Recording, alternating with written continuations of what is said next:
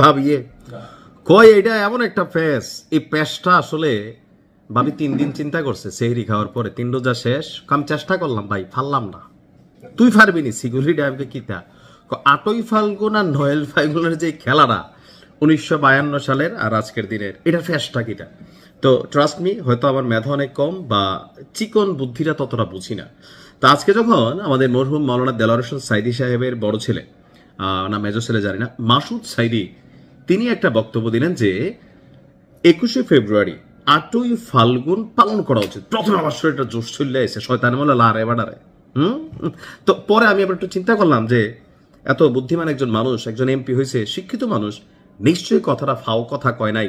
আসলে কি 71 তারা মানে না, 1952 মানে না? তো পরে এটা নিয়ে আমি আপনার গুগলের কাছে কিছু প্রশ্ন করলাম, তারপর এআই এর কাছে কিছু প্রশ্ন ছিল, কিছু পত্রিকার তথ্য কাটিং করলাম। তো সেখান থেকে আমি যেটা দেখলাম যে 8ই ফাল্গুন এবং 9 ফাল্গুনের মধ্যে একটা চিকন প্যাচ আছে। অর্থাৎ 1952 সালের 21শে ফেব্রুয়ারি, মানে যেটা আমরা আন্তর্জাতিক মাতৃভাষা দিবস হিসেবে এখন পালন করছি, সেটা ছিল 8ই ফাল্গুন। অর্থাৎ আমরা যে 21শে ফেব্রুয়ারি আজকের দিনে পালন করছি, 1952 সালে যেদিন ভাষা আন্দোলন হলো, বাংলা দিন হিসেবে সেটা ছিল 8ই ফাল্গুন। তো এখন আমরা যখন আজকের দিন এটা পালন করতেছি, এটা হচ্ছে 9ই ফাল্গুন। তাহলে যদি আমরা 8ই ফাল্গুন এটাকে পালন করি, তাহলে সেটা কি 20শে ফেব্রুয়ারি হয়ে যাচ্ছে? এইখানেও আবার একটা চিকন প্যাচ আছে। আমি এআই এর কাছ থেকে বেশ কিছু তথ্য নিলাম এবং এটার উপর বেশ কিছু জার্নাল ছিল। তো সেগুলো ঘাটাঘাটি করার পরে যে তথ্য পাইছি, ওই ভাবির মতন আমারও মাথা উলাই গেছে। বাট আপনাদের মধ্যে অনেক বিচক্ষণ আছে, ফেসবুক বিশ্লেষক, তার উপরে হচ্ছে কি বলা হয় যে ধরেন আরো বড় বড় মহারথী জ্ঞানী, তো একটু প্যাচটা ভেঙে দিয়েন। আচ্ছা, আমি যতটুকু তথ্য পাইলাম, 1952 সালের 21শে ফেব্রুয়ারি অর্থাৎ 8ই ফাল্গুন 1358 বঙ্গাব্দ বাংলা ভাষার জন্য আত্মত্যাগকারী শহীদদের স্মরণে আন্তর্জাতিক মাতৃভাষা দিবস হিসেবে পালিত হয়। প্যাচটা লাগছে 1999 সালে। ইউনেস্কো 1999 সালের 17ই নভেম্বর দিনটিকে আন্তর্জাতিক মাতৃভাষা দিবসের স্বীকৃতি দেয়, যা প্রতি বছর 21শে ফেব্রুয়ারি বিশ্বব্যাপী পালিত হয়। আর এটি মাতৃভাষার প্রতি সম্মান এবং ভাষাগত বৈচিত্র্য রক্ষার অঙ্গীকারের দিন। তো প্রশ্ন হচ্ছে যে মাসুদ সাইদি আসলে এখন এই বিষয়টা নিয়ে নাড়া দেওয়াতে সমস্যাটা কোথায় হয়েছে? আজকে ফেসবুকে দেখেন সারাদিন ইনকিলাব জিন্দাবাদ, এটা নিয়ে কিন্তু একটা মানে হুলস্থুল কাণ্ড চলছে।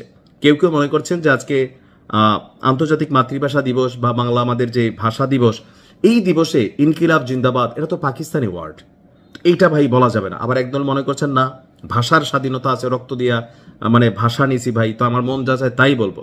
আবার এই দিনেই মাসুদ সাইদি সাহেব তিনি যখন গুতা মারলেন যে 8ই ফাল্গুন পালন করা উচিত, আমার কাছে মনে হয় কি মাঝে মাঝে থাকে না যে কোনো কাজ কাম নাই, একটা বিতর্ক ক্রিয়েট করা, এটা আমরা যারা কন্টেন্ট ক্রিয়েটার আমরা হয়তো করতে পারি, বাট যারা রেসপন্সিবল পার্সন আছেন, আমার কাছে মনে হয় এমনি জামাতের প্রতি মানুষের একটা ধারণা আছে। দেখেন যত 24, 71 যত কথাই বলেন, জামাতের সাথে 1971 একটা কনফ্লিক্টেড ইস্যু।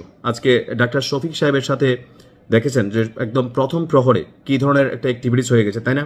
তো সেইখানে আইসা যে মাসুদ সাইদি সাহেব যখন 8ই ফাল্গুন আর 9ই ফাল্গুনের একটা মানে চিকন প্যাচ লাগানোর জন্য তিনি কথাটা বলছেন, আমার কাছে এটা প্যাচই মনে হয়েছে যে অহেতুক একটা বিতর্ক তৈরি করা।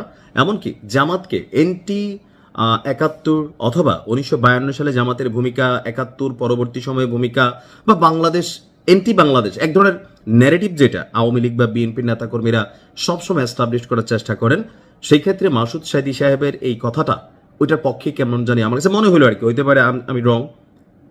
বাট এই ধরনের বক্তব্য দিয়া আমার মনে হয় যে জামাতের যেই রাজনৈতিক স্ট্যান্ড অথবা রাইট নাও যেই স্ট্র্যাটেজি আছে, সেটার বিপক্ষে আপনারা ন্যারেটিভ তৈরি করবেন না। অহেতুক বিতর্ক নিয়ে ফেসবুকে গরম করা, এগুলা যারা কন্টেন্ট ক্রিয়েটার আছে, ধরেন আমরা 2-4টা ডলার কামাই, ভিডিও না থাকলে একটা মাইরা দেই, তা আপনারাও কি এরকম মাইরা দেওয়া শুরু করলেন?